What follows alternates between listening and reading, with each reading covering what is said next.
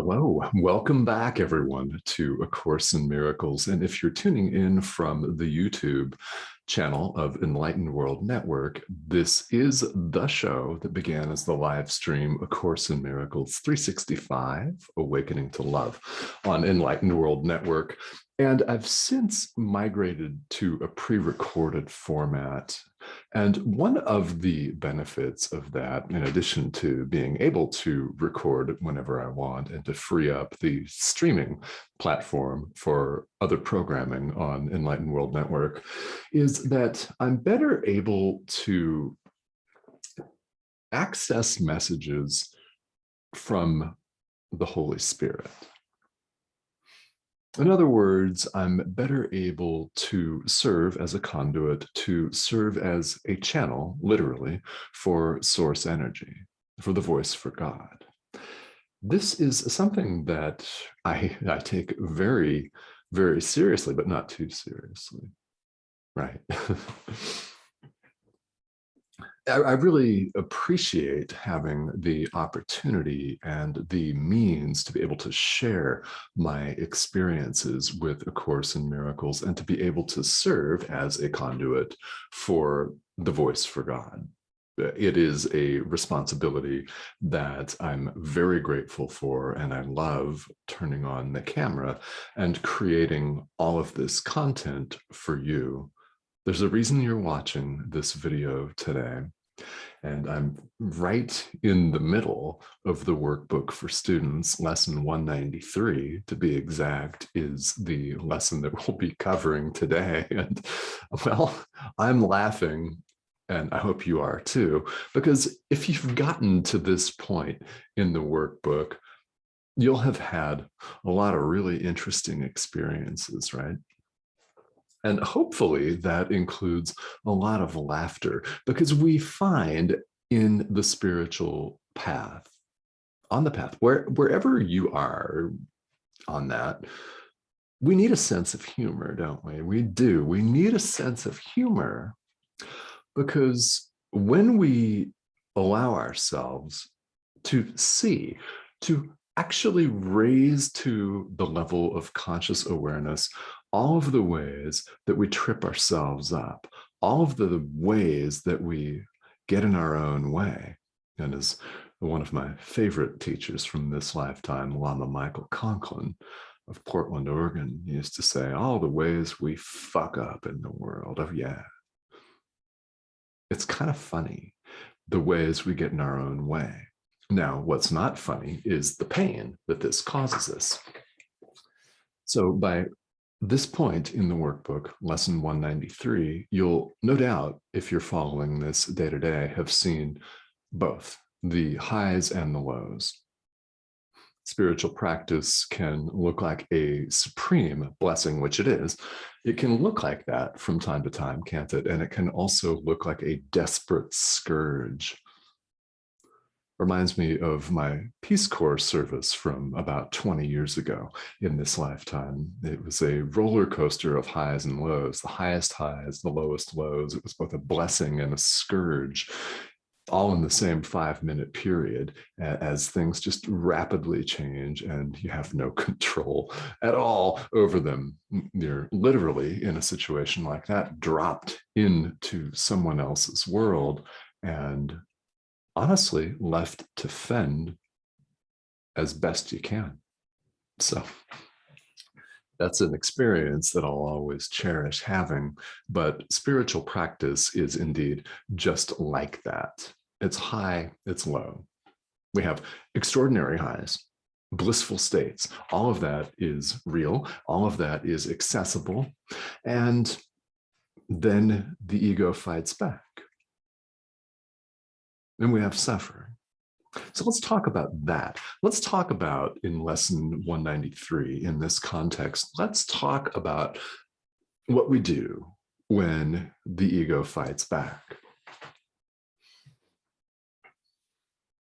These are indeed fabulous and profound blessings for us. Lesson 193 reads, all things are lessons God would have me learn. Yeah, pretty much, right? All things are lessons God would have me learn. The highest highs, the lowest lows, all things, all phenomena, all appearances are lessons that God would have me learn. Repeat that to yourself. And as we talk about today's lesson, let's do our very best to put all of our psychodrama to the side here and think about what's really meant by this. There are many spiritual teachers who write, who say, who speak something that's very true, that everything that we experience is the raw material for awakening. It's grist for the mill, if you prefer. It really, literally is one giant opportunity on a platter for us to wake up.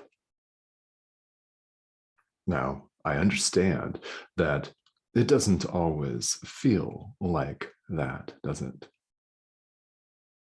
Certainly not, because when you're experiencing the highs and the lows of a human experience, when you're experiencing the blessing and the scourge of life, when the ego fights back, it's almost always after a very rapturous, a very blissful experience, isn't it? When the ego just makes the effort to reassert its dominion, because we've given it dominion and it doesn't want to give it back. The ego is on the run. So when you experience frustration, when you experience anger and rage, and any of the emotions that we hear in the world label as negative, we have an opportunity to see those differently as lessons, as a blessing, in fact, as nothing other than the raw material for awakening itself. So here's what we do. We practice forgiveness.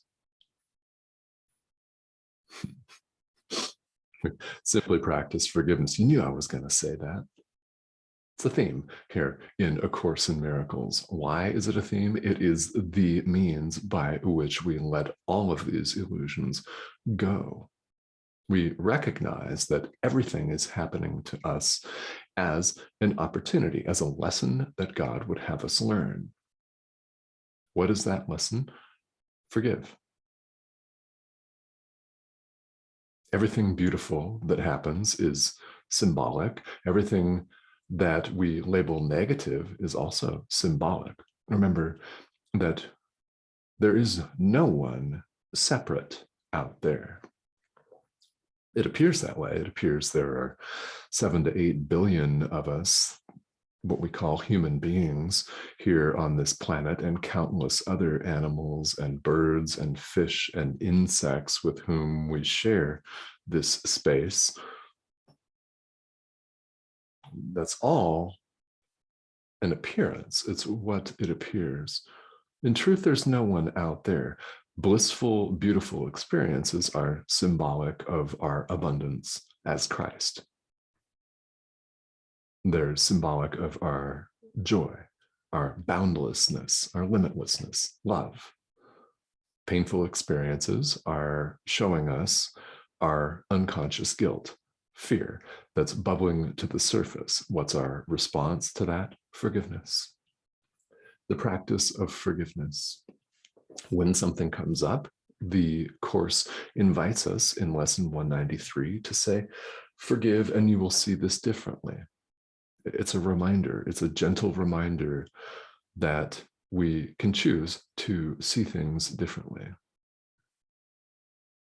We're sending a gentle reminder to all of you that you can choose to see things differently. Forgive, and you will see this differently. Remember that forgiveness is a call for love. Someone who is behaving in a way that we consider unhelpful, unskillful, if they're acting like a jerk or an asshole, if they're behaving badly, for example, it's a cry for help, is it not? It's a call for love.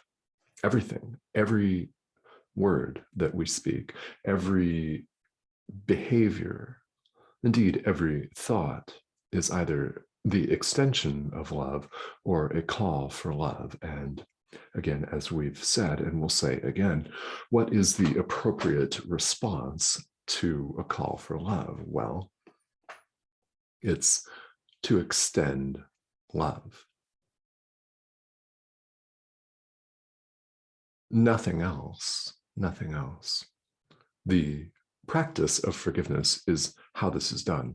This is how we do this. Forgive, and you will see this differently. Forgive, and you will see that differently. Forgive, and you will see this situation differently. And a reminder that no one ever needs to even consciously know that you're forgiving them. You don't have to send them an email. You don't have to write them a letter. You don't have to call them up on the telephone and say, hey, I forgive you for being a complete jerk to me for the last 14 years or longer, maybe. Yeah.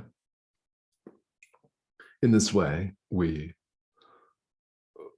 work with all of the raw material for awakening. We work with unconscious guilt as it surfaces by raising to our conscious awareness the fact that we have an opportunity right now in the present moment to forgive, and we will see this differently. Where does this lead? This leads to what the Course refers to as pure perception. Now, pure perception is not knowledge. It's not the knowledge of God. God does not need to learn anything. Perfection does not have a lack that needs to be filled.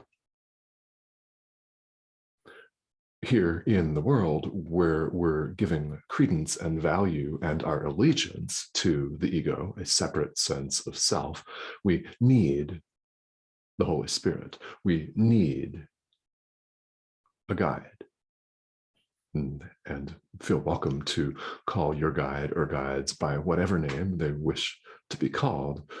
We need to have help to get out of our own way. Forgiveness is a profound practice. And again, it can all be done mentally. No one needs to know that you're even doing it. Now, they will, in fact, be able to tell that you're doing something when you show up completely differently. If someone, for example, has been mistreating you for years and years, decades, even an entire lifetime, perhaps in the case of a parent or a sibling, a family member, they don't need to know. They'll find out when you no longer respond to their attack thoughts with attack of your own, when you don't shrug your shoulders and roll your eyes, when you don't lash out in reply to their lashing out. They'll know that something is up, sure enough, but they don't have to be consciously aware that you're doing a profound practice of liberation. And in addition to liberating yourself, you're liberating them. In addition to liberating them, you're liberating yourself. Why? There is no separation of any kind. There never has been here in the world. Each and every one of us is awakening to that fact.